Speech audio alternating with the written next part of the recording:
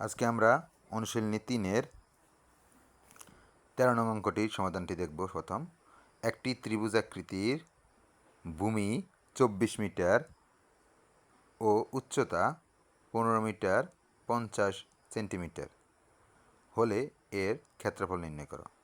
আচ্ছা, আমরা সমাধানে চলে যাচ্ছি।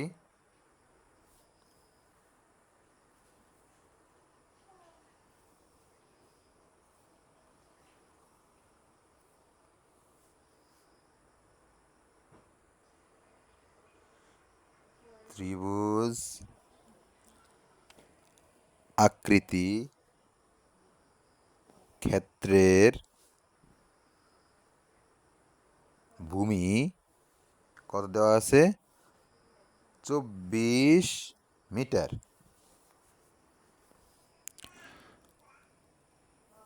ত্রিভুজ আকৃতির ক্ষেত্রের উচ্চতা 15 মিটার 50 সেন্টিমিটার।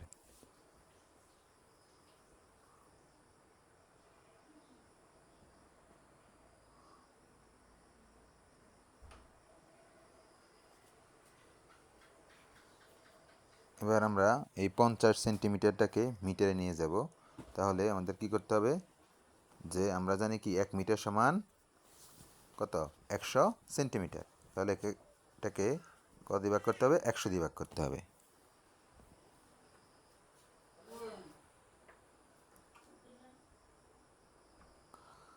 আচ্ছা, পাশে সাইড নোটটা লিখে নিলাম। এবার ভাগ করলে 0.50 হয়, 15 সাথে গুণ করলে 15.50 মিটার। এবার আমরা ভূমি পেলাম, উচ্চতা পেলাম। তাহলে ত্রিভুজ আমরা জানি যে ত্রিভুজ ক্ষেত্রের সূত্রটা লিখে নিই। আমরা জানি যে ত্রিভুজ ক্ষেত্রের ক্ষেত্রফল সমান হাফ গুণন ভূমি গুণন উচ্চতা। প্রিয় শিক্ষার্থী, যেহেতু আমরা বর্গ অর্থাৎ ক্ষেত্রফল বের করবো, তাহলে আমরা লিখব কি? বর্গ একক। এবার আমরা মানগুলো লিখে ফেলি। ভূমি কত দিছিল আমাদের? 24, আর উচ্চতা কত? 15.50। এখন আমরা লিখে নিব কি? বর্গ মিটার, কারণ আমাদের এখানে মিটার ছিল, মিটার মিটার গুণ করে বর্গ মিটার হলো 12 আর 15.50 গুণ করার পর ফলাফল পেলাম আমরা কত? 186 বর্গ মিটার। তাহলে যে আমরা ত্রিভুজ ক্ষেত্রের ক্ষেত্রফল বের করতে চেয়েছিলাম, সেটার ক্ষেত্রফল বের হলো কত? 186 বর্গ মিটার। লিখে ফেলি আমরা এটা।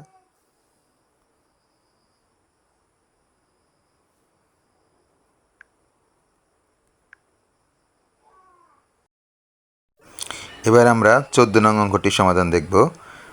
শুরুতে প্রশ্নটা দেখে নিচ্ছি। একটি আয়তকার ক্ষেত্রের দৈর্ঘ্য 48 মিটার এবং প্রস্থ 32 মিটার 80 সেন্টিমিটার। ক্ষেত্রটির বাইরে 4 দিকে 3 মিটার বিস্তৃত একটি রাস্তা আছে। রাস্তাটির ক্ষেত্রফল কত? যেহেতু বাইরের রাস্তা, তাহলে এটার দৈর্ঘ্যের সাথে কী করতে হবে? যোগ করতে হবে। তো আমরা অঙ্কের সমাধানে চলে যাচ্ছি।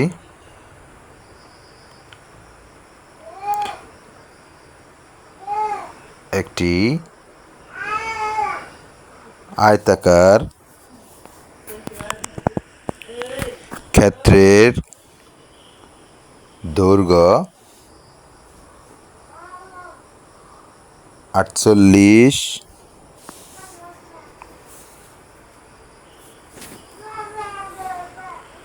মিটার। প্রস্থ কত দেওয়া ছিল? 32 মিটার 80 সেন্টিমিটার। যেহেতু এখানে দুইটা একক আছে, আমরা দুইটাকেই মিটারে নিয়ে যাব। তাহলে 32 মিটার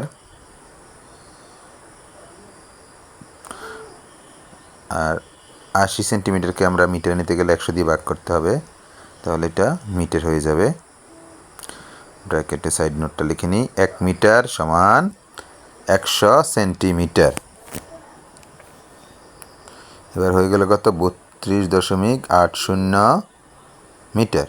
তাহলে এটার দৈর্ঘ্য ছিল 48, প্রস্থ হয়ে গেল 32.80 মিটার।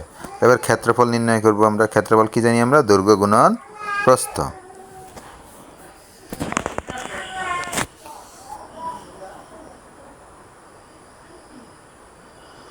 আয়তকার ক্ষেত্রটির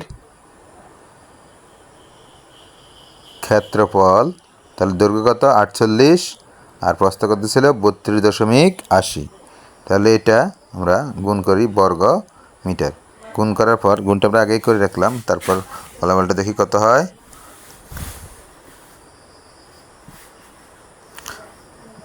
1574.4 বর্গ মিটার।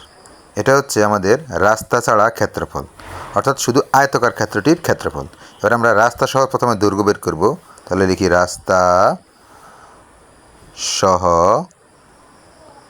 দৈর্ঘ্য। তাহলে দৈর্ঘ্য ছিল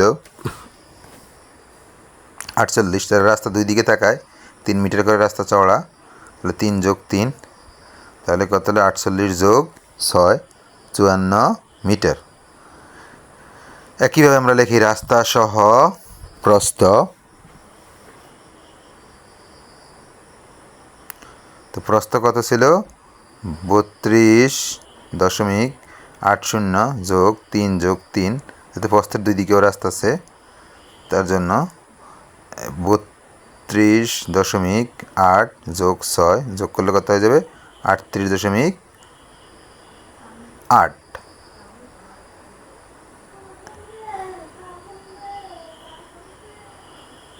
এবার রাস্তা সহ ক্ষেত্রফল,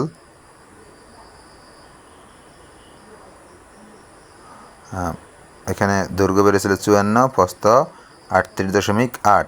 আচ্ছা, আমি এখানে 6 লিখে ফেলছিলাম, এখানে হবে 8, ঠিক করে নিই। এবার মিটার মিটার গুণ করাতে বর্গ মিটার।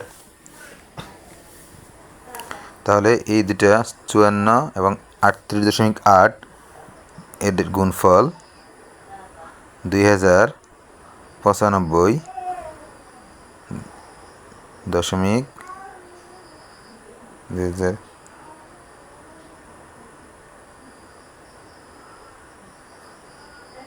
2095.2। তাহলে আমরা এই রাস্তা সহ ক্ষেত্রফল, এবার রাস্তা সহ ক্ষেত্রফল ছিল আমার 2095, আর শুধু ক্ষেত্রটির ক্ষেত্রফল ছিল 1574.4। তাহলে এটা বিয়োগ করলে আমরা রাস্তার ক্ষেত্রফলটি পেয়ে যাব। তাহলে আমাদের রাস্তার ক্ষেত্রফল বের হলো কত? বিয়োগ করি আমরা, 520.8 বর্গ মিটার। তাহলে আমরা বলতে পারি যে সুতরাং রাস্তাটির ক্ষেত্রফল 520.8।